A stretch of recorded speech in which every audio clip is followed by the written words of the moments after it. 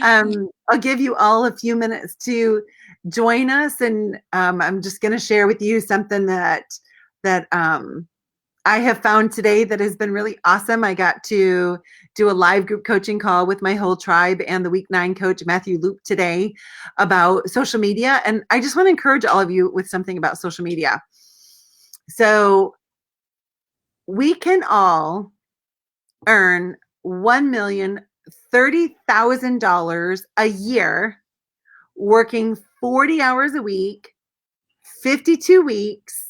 You can earn that working 40 hours a week. You know what you have to do? You have to make $8.25 per minute. So when you're earning $8.25 per minute and you work 40 hours a week, 52 weeks out of the year, and I'm not saying work 40, I'm not saying work 60, I'm not saying work, 50 weeks. I'm simply saying from perspective, manage your minutes so you don't waste your days. Manage your days so you don't waste your weeks. Manage your weeks so you don't waste your months, and manage your months so you don't waste your years. So why is that important in this conversation? Because every time you tell yourself, I don't have time, you just clicked off another minute to potentially earn a massive income by providing a whole bunch of value. So that's my little tip for the day while you joined us. Say hello when you join us. I love seeing your names and knowing that we're together, even though I'm way up here in Alaska and Dr. Shaelyn is in is in Ontario, Canada. And we're all with you. So Dr. Shaelyn, welcome, welcome. Thanks for joining me. Thank you. Thank you. And I love how you broke that down, because then it makes it manageable when you think about looking at the big picture. Sometimes that big picture is overwhelming, and then chunking it down to say, oh, $8 a minute, I can do that. So I love it. Love it. Yes, $8 a minute. And if I could earn $8 a minute, I don't want to waste that minute. Absolutely. Right? Yeah. I want to make sure that I'm totally leveraging that minute. So our conversation today is going to be about unity, like now more than ever, coming together. Hey, there's Shaughnessy, Kita. Hello from Calgary, Alberta, Canada. Yay. Great to have you with us. I love Canadians. When I was in chiropractic college, I hung out with a group of dudes, and they were all from Canada. And you know what? Something was really interesting to me was it seems that your education system teaches deductive reasoning more than the US does. Like I remember studying neuro with my friend Andrew Glendenning, and he was really, really smart. And I couldn't get it because I didn't have a capacity to memorize all of that. And he's like, why are you memorizing it? Why don't you just learn it? I'm like, what do you mean? How my brain works. Yeah. And it was really interesting. Like, I feel like you guys were taught more so. Yeah, interesting. Memorize stuff, like make sense of it. Where I feel like we're taught like regurgitation, like get the right answer instead of the focus on figuring out the right answer. Yeah. All right, so that went totally off. Let's talk about unity and support. What are you seeing in your community, and how are you building unity and community with the COVID and the pandemic? Yeah, we're probably a couple weeks behind you in the States. So we're just like, our schools just closed a week and a half ago. And our practice just closed a week ago. So I do think we're a couple weeks behind you. But what I've really noticed is huge support of people, and not just chiropractors, but business people and healthcare professionals. And like, we're all in this together. It doesn't matter where you are in the world, we're all in this together.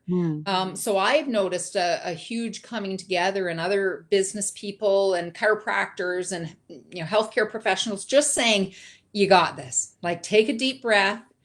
We're all going to get through this. In the big picture of life, it's just going to be a really weird blip in our radar, like a really weird blip. but we're going to get through this, and we're going to get through this together. And I think that that's awesome. And I think that's really, really special. And I love seeing when that happens with chiropractors, that regardless of how we practice and our different philosophy and our different approach to practice, there is a time when we come together and say, okay, we're going to get through this, and let's support each other, and let's help each other through this crisis. Mm. Yeah. I love that. My remember my parents always teaching my siblings and I, if we were fighting, like, you guys love each other.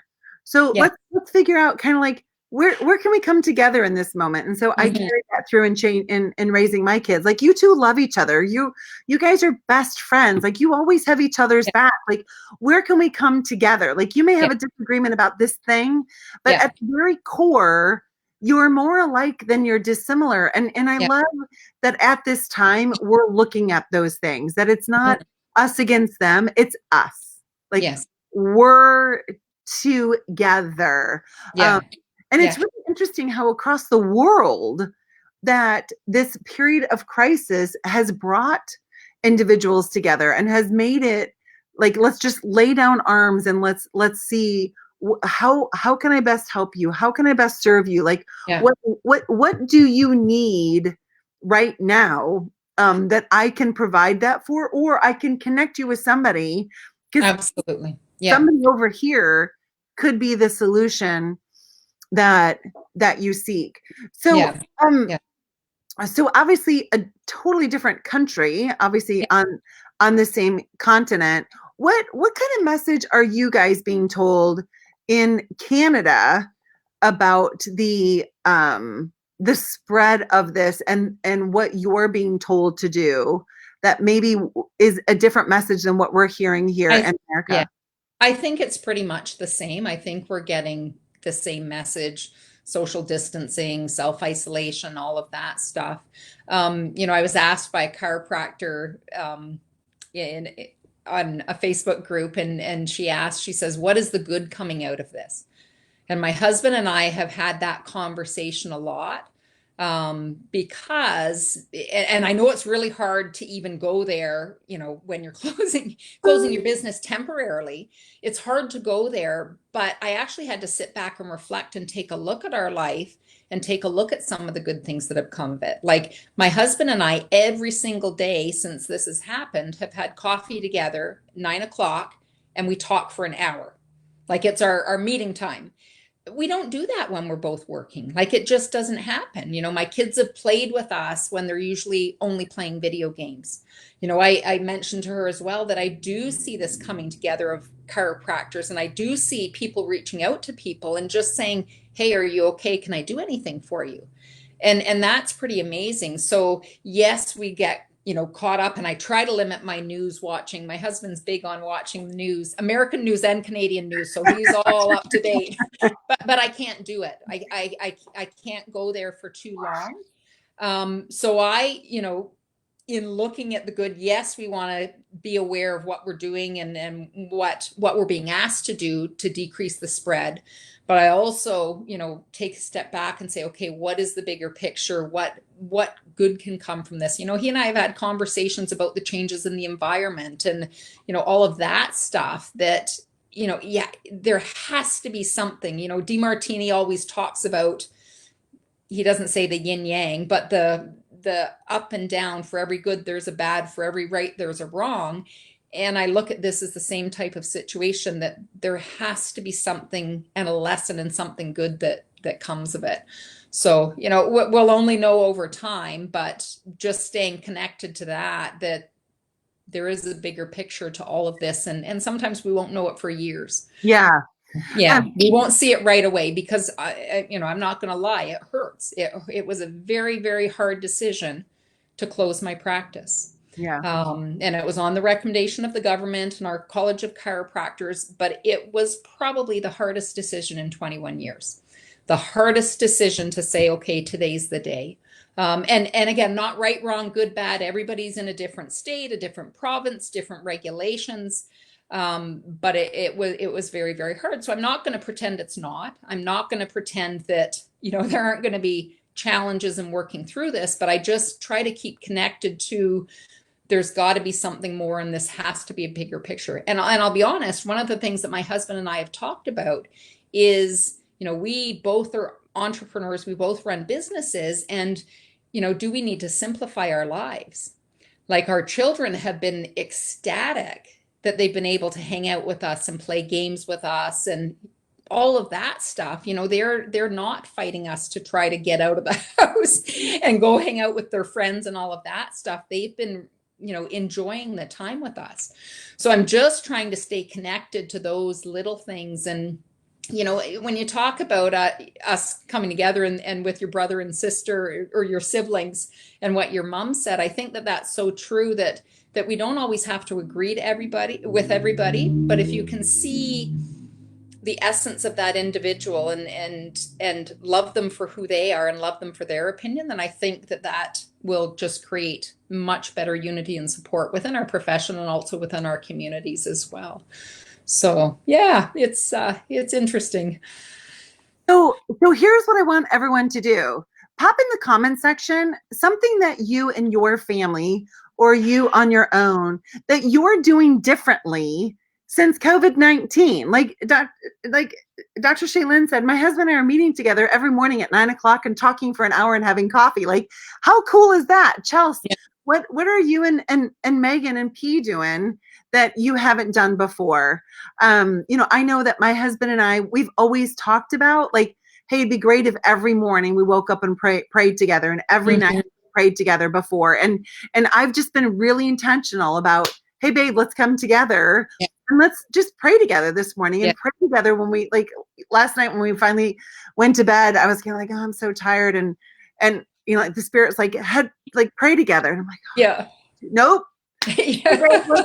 Let's pray together. So Chelsea said they're exercising. I saw that they did a Facebook Live the other day of dancing together. So here's a question for you.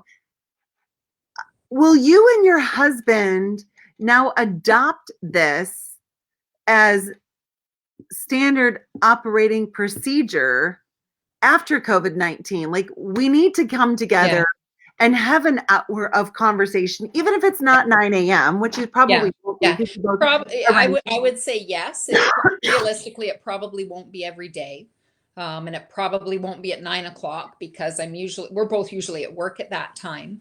But especially on weekends, yes, definitely I could see us honoring that time and having those conversations, and even with the kids too. Making sure that we have that time, because I'm not, being honest, come home from work and then making supper and all of that stuff, and then life just gets busy and it's time for bed. But making sure that we still honor that time and say, hey, okay, it's Friday night, let's do game night, or let's do something like that. Yeah. And again, just looking at life and saying, okay, what is absolutely necessary, and what in my life has just been busy work, stuff as you're talking about time. And that was, honoring those minutes. What has been busy work to make me feel productive, but hasn't really been beneficial to my life. And I don't mean beneficial just in the financial department, but also beneficial with relationships, or beneficial with growing my business, or beneficial with social relationships, like all of those other areas. Where can I get things cleaned up and be productive, not just busy, if that makes sense? Amen. I've gone through a huge just awareness about how much my like how I feel about myself is tied to production. Like, being able to produce things, and not busy. I feel like I left kind of busyness a while ago, but just producing. My husband, I had if you guys haven't had a meltdown yet, like, it's probably coming. I had mine yesterday. My husband and I were talking, and I just got frustrated, and I walked away, and I came back out of our bedroom into, like, we have a big great room and kitchen that are all connected, and I'm sobbing, and he's just like, what happened? What happened? Like, what happened in there? Like, let me kill it, whatever it was, right? And I'm just like, well, I just feel bad. And he's like, okay, like, okay, yeah. And I think that's healthy. Like, I honestly think I heard somebody say that a lot of us through this are going through a grieving process. grieving for, losing what we consider to be a normal life, grieving all of that stuff that we're used to doing and taking for granted, that we're going through a grieving process. So I think that it's healthy and normal that if you have those feelings, just let it out. Like just feel and experience that. And then that's part of the healing process as well, right? My husband, I had a breakdown too. I actually had a breakdown every morning, 4 days in a row. And then I missed a day. And then on the 6th day, had another meltdown. And my husband's like, wait a minute. Is this the same meltdown as we did a couple days ago? Or is this something new going on? I'm like, no, same meltdown. I just need a moment. Okay, I'm fine now. That's so funny. I always love when, like, as a woman, like, you have a meltdown and your husband looks at you like, what do I do? What can I fix? Like, I don't know what's broken. Like, what's broken? What can I fix it? And it's just comical. And I love. And we all experience things differently. And so, our partners, our spouses, our significant others, they're going to go through some things in a different way than we are. And we have to be sensitive to that as well and acknowledge that. So, and right now we're all just triggering each other. Like, for those of you who follow me or engage with me much, you know that I'm really into what I learned at Soul Purpose at the Wealth Factory. I'm so thankful I got to be on the leadership team and am on the leadership team for future ones. And then bridging that with what I've learned from Mel Robbins through Take Control of Your Life, right? So that we have trigger, physiology, thoughts, actions, consequences. And so I get triggered. I have a physiology. Then I run this pattern. Well, something in that pattern then triggers my husband, and then he goes through his pattern, and then that triggers me. And like before long, we're in the stratosphere, all just because like trigger, like domino, like popcorn. It's so great to acknowledge that, because then you can start to shift that pattern. Whereas if you're not even aware of it, then you just keep going through that cycle. Whereas if you can acknowledge, okay, here's what we're going through, then you can start to make some shifts and changes and realize where it's coming from.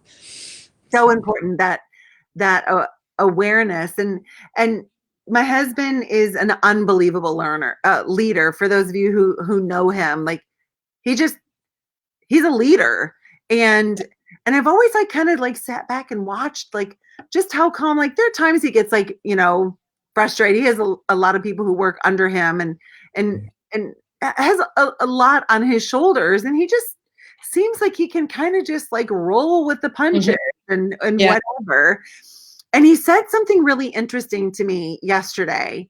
So Myra's my right hand gal. And we've been like, she was right there with me just a few months after I started the boot camp and has been with me ever since. And I always say, if there's something you want to know about like the back end, ask her. Like, I don't know. She's got it all figured out. Yeah, that's like, that's way above my pay grade.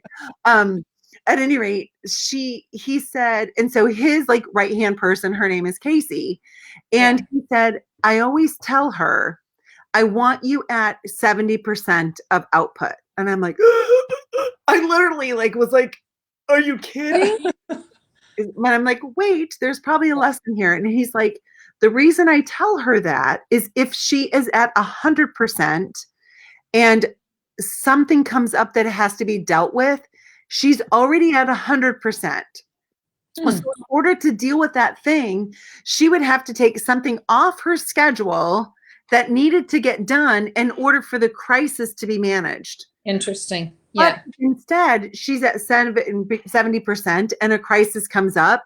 It just fills with 100% of output for the day. And I'm like, interesting. Oh my gosh, you are a genius. Come here, let me show you. But it really at first rubbed me wrong because I'm like, you're like at 150% all of the time. And that's a great lesson in practice too, because think about how many times like you have this so-called perfect day scheduled at capacity, and then something comes up to upset the apple cart, so to speak. Like that's, I really like that. So, and you can still have 100% intention and focus in those things that you're doing, but just not scheduled right to the end. Right to the end. And you know, it's so interesting because when we go places, like to me, if I have to be somewhere at 10, if I'm there a minute early, I'm way too early. Like Yeah. I'm gonna be there at 10, right? And I'm Yeah. always like doing a million things right up into that point. And he's instead like the planner of let's like just get there early. And I'm like, and waste those 10 minutes. Um, Yeah. but then all of the stuff I miss out on in those 10 minutes because I'm always pushing the envelope right up Interesting. into that moment. And so, if we booked ourselves at 70%, we leave open an opportunity to serve in ways we didn't even know were going to appear at the beginning of Yeah. the day. Interesting. Yeah, that's awesome. Isn't Yeah. that cool? Yeah. Yeah. So, And sometimes just to give you a chance to breathe as well and just take that minute to be and open up to opportunity and open up to that intuitive or intuition or what innate tells us, like have that moment to just be instead of rushing to everything too, right? yeah. Yeah. So it's my new Ben rule Yeah. of, of 70%, which it's still like when I talk about it, it still kind of gets me here a little bit. But as I'm Yeah. playing with it more and just kind of like chewing on it, I'm like, I bet Yeah. there's so much more available. And he brought up a really good point. So for those of you who know, last summer I was on my back a big part of the summer, like nursing a pretty severe disc injury. And there was a point I was in Houston filming the being interviewed for the documentary A Better Way. And I called him and I was just like, babe, I can't sleep. I can't concentrate. Like I, I was there and Yeah. came home, blah, blah, blah, blah, blah. And so when I got home, he called Myra and he's like, I know Barb won't cancel anything. So you're going to have to take everything off her schedule, everything. And so Yeah. I was flat on my back, like no calls, no Yeah. computer. He took time off work to take care of me because he knew I wouldn't stop. And, Yeah. and even so, by God's grace, had the biggest year we've ever had. Um, Yeah. Yeah. touched more lives and generated a bigger income. And we talked about that yesterday. And he's like, because you gave yourself the space to think, Hmm. Yeah. because you gave yourself that 30% to plan, to just Yeah. like be in the moment. And I'm like, Yeah. no wonder And I married sometimes you. those You're things a man. happen. Sometimes those things happen to us because we aren't taking that time out. So all of a sudden, the universe says, okay, now you need to take that time out. I'd Yes. like to learn the gentler lessons than the big lessons, but sometimes it's those big lessons that get you to kind of wake up and pay attention. And then you're right. Sometimes those big growth experiences happen from those quiet moments. Yes. I Yeah. seem to Yeah. happen about every 20 years in my life, Oh maybe a little. no. Well, The hopefully, conscious, yeah. I spoke about that recently. Conscious, like being consciously unaware, Mm, just like kind of going through life and engaged, but not really focused. Focused on, and I'm just gonna call it this the 30%, like yeah. taking everything up to 100%. And so still be obsessed, but Yeah. be obsessed with also giving yourself space for those amazing, amazing gifts in life that you hadn't planned for, but when you create the space, they show up. Yeah. Yeah. Very cool. Yeah. So Yeah. I said that we were going to be. Interesting too when you're talking about your husband and that it felt uncomfortable for you. I always think, you know, we do run so much of our life on autopilot doing the same things over and over again. Try something different.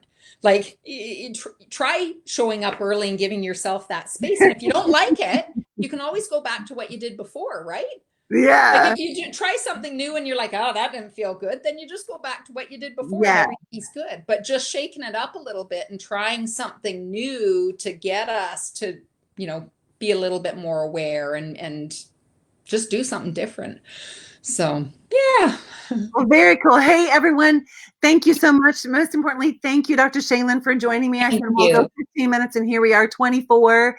I hope that this was of value to all of you. We'd love to hear from you. Like, throw a comment in the comment section. Like, I think that 70% thing is really cool, or I think that sucks. We want to hear from you. This is all about community, and this is an ongoing conversation. If Shaelyn or I could be of any help to you, even if it's just like, hey, I feel out of control right now. I'm really nervous. Let us know. Yeah. We'll You're either not alone. in and help you, or we'll connect you to somebody who can. We're here to serve you and make your life better. So Dr. Shaelyn, thank you so much. God bless Thank you. you. Have a great You day, everybody. Bye.